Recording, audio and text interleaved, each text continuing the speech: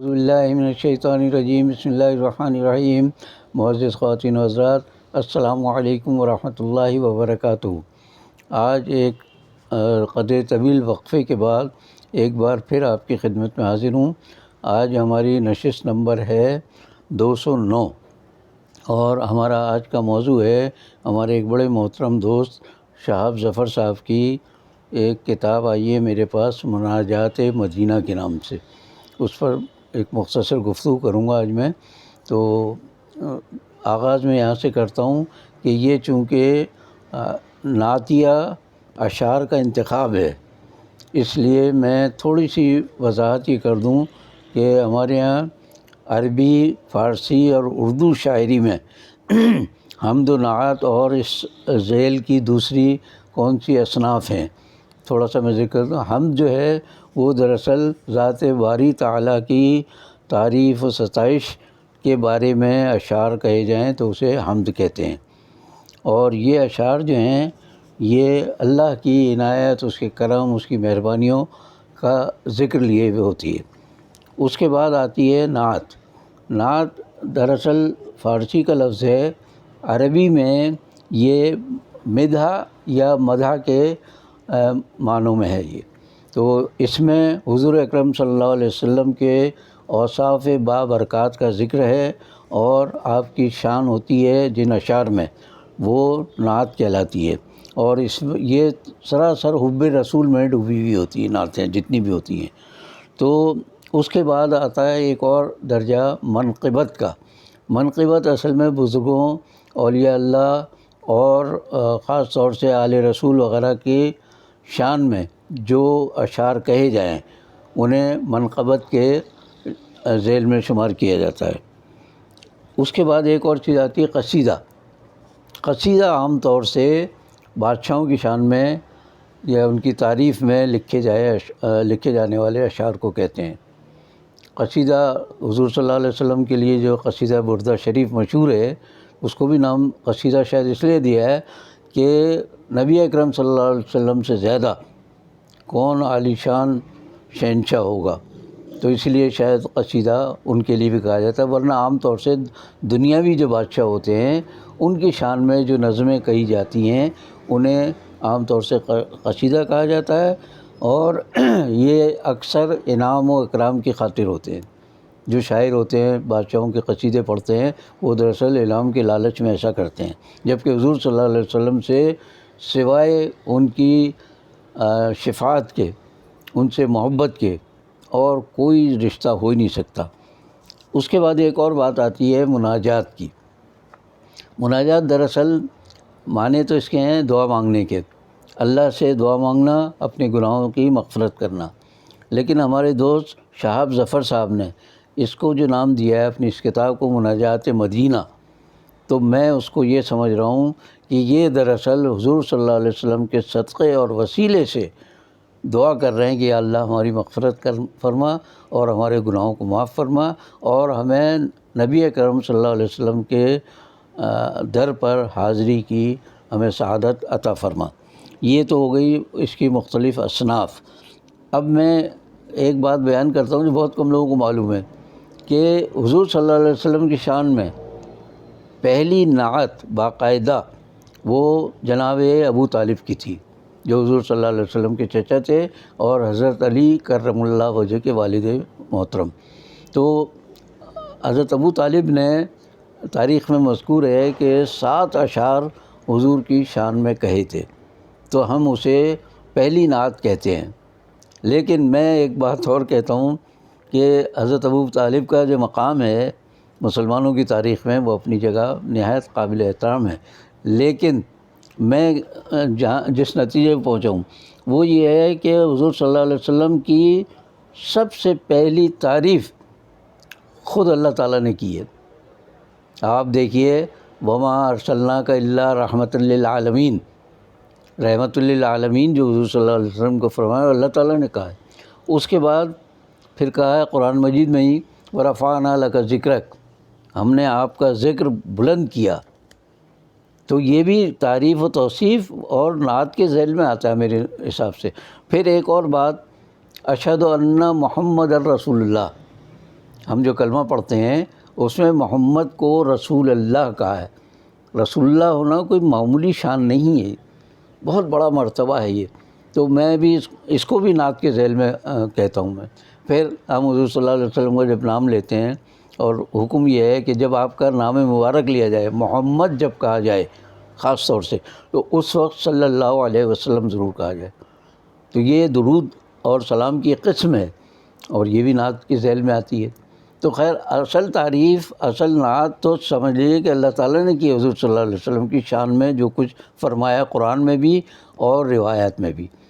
اب آتا ہوں میں اس بات پر کہ درود شریف کی جتنی اقسام ہیں، جتنے لوگوں نے درود شریف کو مختلف انداز میں بیان کیا ہے، ان سب میں حضور کی تعریف و توصیف ہے۔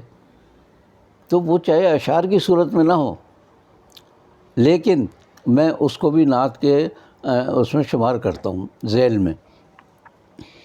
اب میں آ رہا ہوں اپنے محترم دوست بادشاہ شہاب ظفر صاحب کی طرف۔ یہ اتنے قابل آدمی ہیں، بہت علم و ادب اور اس میں فضل میں بڑا اعلیٰ مقام رکھتے ہیں، خود بھی شاعر ہیں یہ شہاب ظفر صاحب۔ میرے بڑے محترم دوست ہیں، بڑے اچھے دوست ہیں، اور ہمارے درمیان دوستی، محبت، خلوص کے علاوہ عزت و احترام کا رشتہ بھی برقرار ہے۔ انہوں نے جو کتاب مرتب کی ہے، میں بتا دیتا ہوں آپ کو، یہ مناجات مدینہ کے نام سے ہے، اور یہ کتاب 1000 منتخب اشعار پر مشتمل ہے، اور یہ اشعار جو ہیں اردو میں جتنی یعنی سمجھ لیں نعتیں کہی گئی ہیں ان میں سے منتخب کی ہیں۔ میں ایک بات اس میں تھوڑی سی وضاحت کر دوں کہ یہ جو ان کا انتخاب ہے ہمارے شہاب ظفر صاحب کا، اس انتخاب میں زیادہ تر بلکہ بیشتر ہی کہنا چاہیے جدید دور کے شعراء کی نعتیں لی گئی ہیں، ان میں سے اشعار لیے گئے۔ اس سے پچھلے دور کے بہت سے اور بڑے بڑے اردو زبان کے شعراء گزرے ہیں جنہوں نے نعتیں کہی ہیں، ان کی طرف شاید وہ کہہ رہے ہیں کہ میں دوسرا اس کا والیوم لاؤں گا یا دوسرا حصہ لاؤں گا، میں ممکن ہے کہ ان کی توجہ ہو کہ وہاں سے شروع کریں یہ۔ تو بہرحال اس میں جدید دور کے ہیں زیادہ تر شعراء جن کے کلام سے یعنی نعتیہ کلام سے انتخاب کیا گیا ہے۔ یہ ویسے اپنی جگہ سچی بات ہے کہ بڑی اہم کاوش ہے ان کی، بڑی محنت سے انہوں نے مرتب کیا ہے۔ 1000 اشعار کو منتخب کر کے نکالنا اور اتنی خوبصورت کتابی صورت میں شائع کرنا، یہ معمولی کام نہیں ہے۔ اور پھر یہ کہ یہ کوئی منافع بخش کوئی سودا نہیں کیا انہوں نے، یہ نہیں کہا کہ بکے گی تو اتنے پیسے ملیں گے، صاف لکھ دیا انہوں نے کہ اس کی قیمت نہیں ہے سرے سے، بلکہ بڑا دلچسپ جملہ انہوں نے لکھا ہے قیمت کے بارے میں کہ دعا کی کوئی قیمت نہیں، مطلب یہ دعا کے طالب علم ہیں کہ طالب ہیں کہ ان کے لیے دعا کی جائے کہ انہوں نے اتنا اچھا کام کیا ہے۔ اور مناجات کے معنی بھی دعا کے ہیں، تو حضور صلی اللہ علیہ وسلم کے وسیلے سے، آپ کے صدقے سے یہ چاہتے ہیں کہ مدینہ میں حاضری بھی نصیب ہو اور آخرت میں ان کی شفاعت بھی ان کو میسر آئے۔ تو بہرحال اب آتا ہوں میں کہ یہ ساری جو ہے مناجات اس لیے شاید نام دیا ہے کہ حضور صلی اللہ علیہ وسلم کے صدقے اور وسیلے سے ان کی دعا کی خواہش ہے، کوشش ہے اور مدینہ کی تڑپ ہے۔ بنیاد اس کے یا مرکزی جو خیال ہے اس کا وہ ہے مدینہ منورہ کی یا نبی اکرم صلی اللہ علیہ وسلم کے در مبارک پر حاضری کی خواہش۔ اس کو آپ تڑپ کہیں تو بہت اچھا لفظ ہوگا، وہ کہ بس دل چاہتا ہے کہ کسی طرح مدینے جا کر، اور بلکہ بعض شاعروں نے تو یہ کہا ہے کہ وہاں جا کر مرنے کی تمنا کرتے ہیں ہم، کہ اسی سرزمین میں ہم بھی دفن ہوں کہ جہاں حضور صلی اللہ علیہ وسلم موجود ہیں۔ تو یہ اسی لیے انہوں نے مناجات مدینہ کا نام دیا ہے، اور ساتھ میں لکھا ہے مدینہ منورہ کی یاد اور روضہ رسول صلی اللہ علیہ وسلم پر حاضری کی تڑپ میں کہے گئے 1000 بہترین اشعار کا انتخاب ہے یہ کتاب۔ اس میں کہہ سکتا ہوں بلا مبالغہ کہ یہ اپنی قسم کی پہلی کتاب ہے یہ، یعنی نعتیں تو بہت زیادہ، ان کے مجموعے بھی بہت زیادہ، لیکن ان میں سے اشعار منتخب کرنا اور پھر ان کو یکجا کرنا، کم از کم میرے خیال میں تو یہ شاید پہلی کتاب ہے اپنی نوعیت کی، اور اللہ اس کو قبول فرمائے اور شہاب ظفر صاحب کو اعلیٰ مرتبات سے نوازے۔ اچھا، میں یہ کہہ چکا ہوں کہ یہ اس میں طلب یہ ہے کہ حضور صلی اللہ علیہ وسلم کے در پر حاضری کی، اور جدید دور کے شعراء کا کلام ہے، اور یہ بڑا قابل ذکر انہوں نے کام کیا ہے ہمارے دوست شہاب ظفر صاحب نے۔ اس کا ٹائٹل یا سر ورق بھی بہت خوبصورت ہے، اس کا بیک ٹائٹل یا پچھلا جو ورق ہے وہ بھی بہت خوبصورت ہے، اور چھپائی تو اتنی صاف ستھری سفید کاغذ پر کہ ایک ایک لفظ آسانی سے پڑھا جا سکے، بلکہ میری عمر کے لوگ بھی بغیر چشمے کے بھی اس کو پڑھ سکتے ہیں۔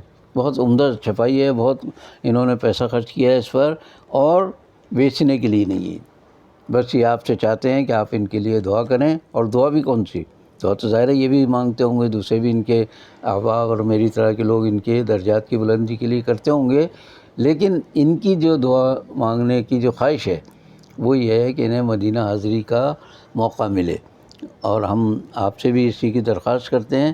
اس کے ساتھ ہی آج کی محفل میں ختم کرتا ہوں۔ انشاءاللہ اگلی نشست میں کوشش کروں گا کہ تھوڑا جلدی حاضر ہو جاؤں۔ اس بار خاصی تاخیر ہو گئی ہے، جس کے لیے میں اپنے سامعین سے اور ناظرین سے معذرت خواہ ہوں۔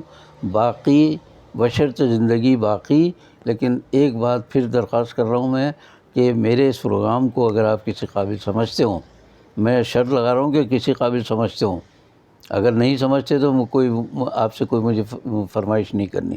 اگر یہ کسی قابل ہے کہ آگے بڑھایا جائے، پھیلایا جائے، تو آپ اسے لائک کریں، شیئر کریں، اور سبسکرائب بھی کریں میرے اس چینل کو۔ شکریہ۔ باقی بشرط زندگی باقی۔